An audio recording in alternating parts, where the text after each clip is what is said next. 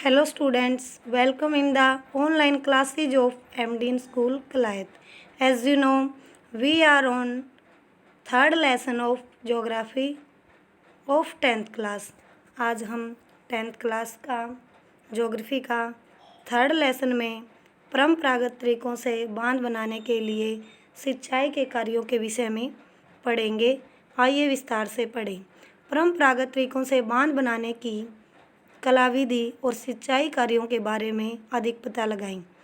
हमने आषाढ़ में फसलें बोई हैं, हम भद्रा में भादू लाएंगे और बाढ़ में दामोदर फैल गई है, नाव इसमें नहीं चलेगी। ओ दामोदर, हम आपके पैर पड़ते हैं, बाढ़ का कहर कुछ कम करो। भादू 1 साल बाद आएगा, अपने सतह पर नाव चलने दो। यह जो लोकगीत गाया गया है, लोकप्रिय भादू यानी जो भादुआ बोलते हैं, वो गीत दामोदर घाटी क्षेत्र में गाया जाता है। जो शोक की नदी कही जाने वाली दामोदर नदी में बाढ़ के दौरान क्या है, दामोदर नदी को शोक की नदी कही जाती है। और क्या है, जो बाढ़ के दौरान आने वाली समस्याओं का वर्णन करता है। नदियों पर बांध बनाने और उनका बहाव को नियंत्रित करने से उनका प्राकृतिक बहाव अवरुद्ध हो जाता है। कहने का अर्थ है, जो नदियों पर बांध बनाते हैं तो क्या है, जो नदियों का बहाव होता है वो नियंत्रित करने के लिए, और जो प्राकृतिक बहाव है क्या है, वो अवरुद्ध हो जाता है, यानी उसमें रुकावट हो जाती है, जिसके कारण तलछट बहाव कम हो जाता है। तलछट क्या है, जो तरल पदार्थ के नीचे जो जमावशिष्ट पदार्थ है उसको क्या बोलते हैं, तलछट।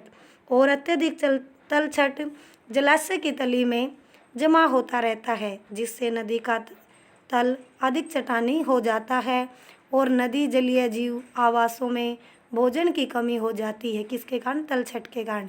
और बांध नदियों को टुकड़ों में बांट देते हैं, जिससे विशेषकर अंडे देने की ऋतु में जलीय जीवों का नदियों में स्थानांतरण अवरुद्ध हो जाता है। किसके कारण, जो बांध के कारण जो नदियों को टुकड़ों में बांट देते हैं, इसके कारण क्या है, जो जलीय जीवों का क्या है, नदियों में स्थानांतरण यानी नदियों में स्थानांतरण करने से क्या है, अवरुद्ध हो जाता है। और बाढ़ के मैदान में बनाए जाने वाले जलाशयों द्वारा वहाँ मौजूद वनस्पति और मिट्टियाँ जल में डूब जाती हैं, जो कालांतर में अपघटित हो जाती हैं। बहुउद्देशीय परियोजनाएं और बड़े बांध नए पर्यावरणीय आंदोलनों जैसे नर्मदा बचाओ आंदोलन और टिहरी बांध आंदोलन के कारण भी बन गई हैं। इन परियोजनाओं का विरोध मुख्य रूप से जो स्थानीय समुदायों के वृहद स्तर पर विस्थापन के कारण है। आमतौर पर स्थानीय लोगों को उनकी जमीन, आजीविका और संसाधनों से लगाव एवं नियंत्रण देश के बेहतरी के लिए क्या है, कुर्बान करना पड़ता है। कहने का अर्थ है, विदेश के लिए अपनी ज़मीन और आजीविका के संसाधन क्या है, कुर्बान करना पड़ता है इन संसाधनों के लिए। इसलिए अगर स्थानीय लोगों को इन परियोजनाओं का लाभ नहीं मिल रहा है तो किसको मिल रहा है, शायद जमींदारों, बड़े किसानों को या उद्योगपतियों को या कुछ नगरीय केंद्रों को। गाँव के भूमिहीन को लीजिए, मतलब जो जिसके पास ज़मीन नहीं है, क्या वे वास्तव में ऐसी परियोजनाओं से लाभ उठाते हैं। सिंचाई ने कई क्षेत्रों में फसल प्रारूप परिवर्तित कर दिया, जहां किसान जलगहन और वाणिज्य फसलों की ओर आकर्षित हो रहे हैं। कहने का अर्थ है, जो वाणिज्य ऐसी फसलों को जो वाणिज्य फसलें हैं, किसान ऐसी फसलों को बो रहे हैं, सिंचाई कर रहे हैं, जिनका मंडियों में लेन देन किया जाता है, और इससे मृदाओं के लवणीकरण जैसे गंभीर पारिस्थितिकीय परिणाम हो सकते हैं। इसी दौरान इसने अमीर भूमि मालिकों और गरीब भूमिहीनों में सामाजिक दूरी बढ़ाकर सामाजिक परिदृश्य बदल दिया। कहने का अर्थ है, जिसके पास ज़मीन है, जो अमीर लोग हैं, और जो बेचारे गरीब लोग हैं जिसके पास ज़मीन नहीं है, उनके बीच में सामाजिक दूरी बढ़ा दी है। जैसा कि हम देख सकते हैं कि बांध उसी जल के अलग अलग उपयोग और लाभ चाहने वाले लोगों के बीच में संघर्ष पैदा करते हैं। गुजरात में साबरमती बेसिन में सूखे के दौरान नगरीय क्षेत्रों में अधिक जल आपूर्ति देने से परेशान किसान उपद्रव पर उतारू हो गए हैं। कहने का अर्थ है, जो साबरमती बेसिन से जो ज़्यादा पानी की आपूर्ति नगरीय क्षेत्रों में की जाती है और बहुउद्देशीय परियोजनाओं में लागत और लाभ के बंटवारे को लेकर अंतर्राज्यीय झगड़े क्या है, राज्य के तौर पर झगड़े होते जा रहे हैं।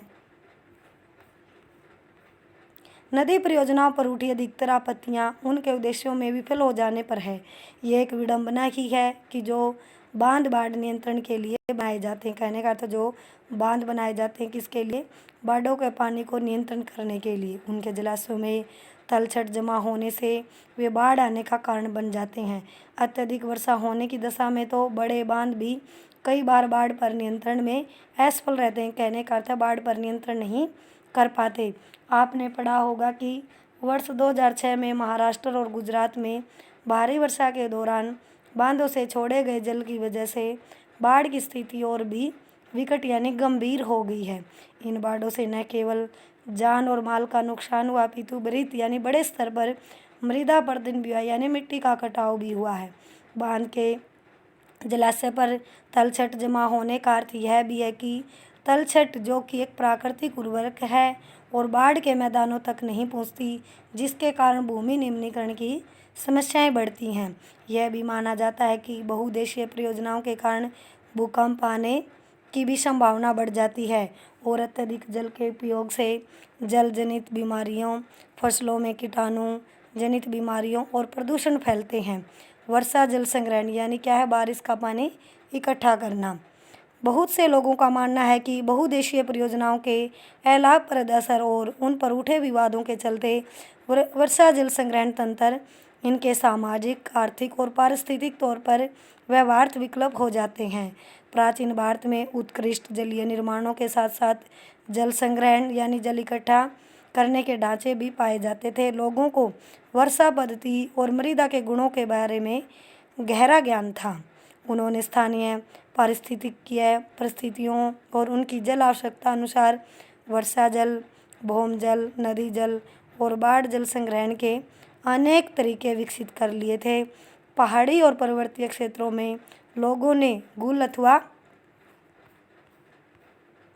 कुल यानी पश्चिमी हिमालय जैसी वाहिकाएं नदी की धारा का रास्ता वाहिकाएं नदी जो नदी की धारा का रास्ता बदलकर खेतों में सिंचाई के लिए बनाई हैं।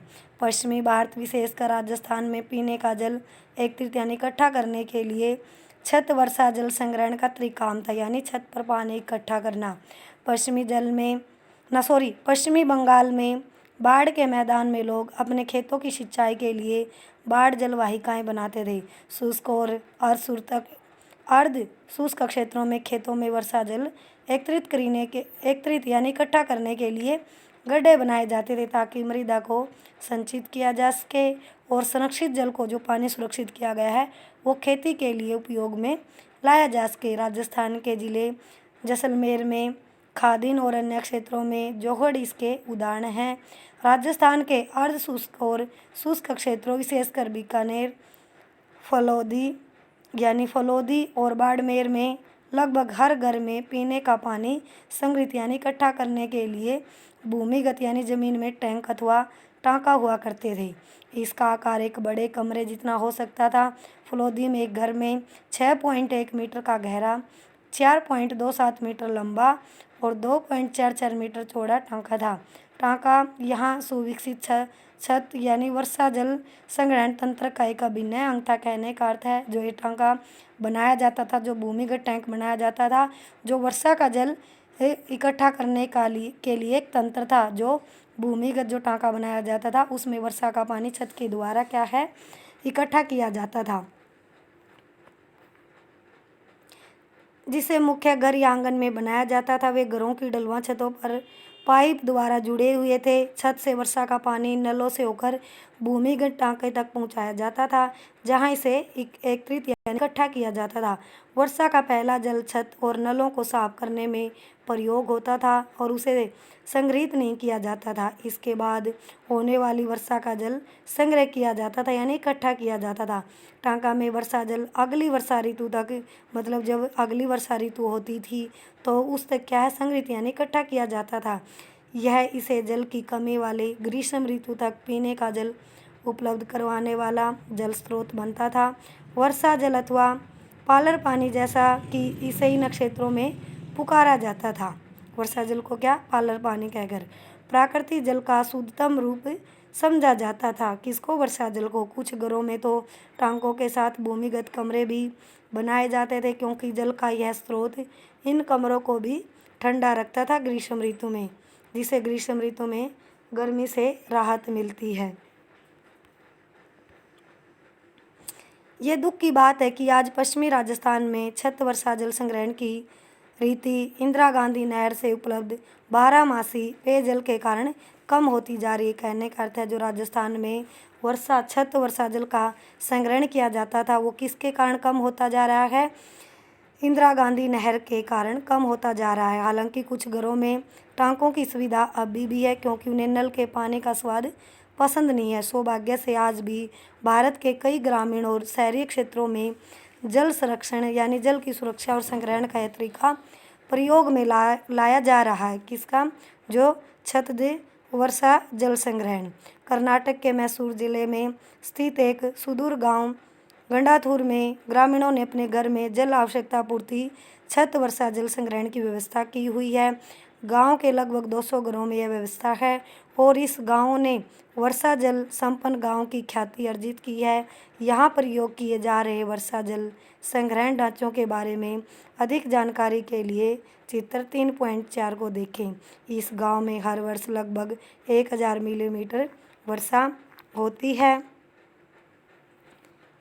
और 10 बराई के साथ यहाँ संग्रहण दक्षता 80% है। यहाँ हर घर लगभग प्रत्येक वर्ष 50,000 मीटर जल का संग्रह यानी इकट्ठा उपयोग कर सकता है।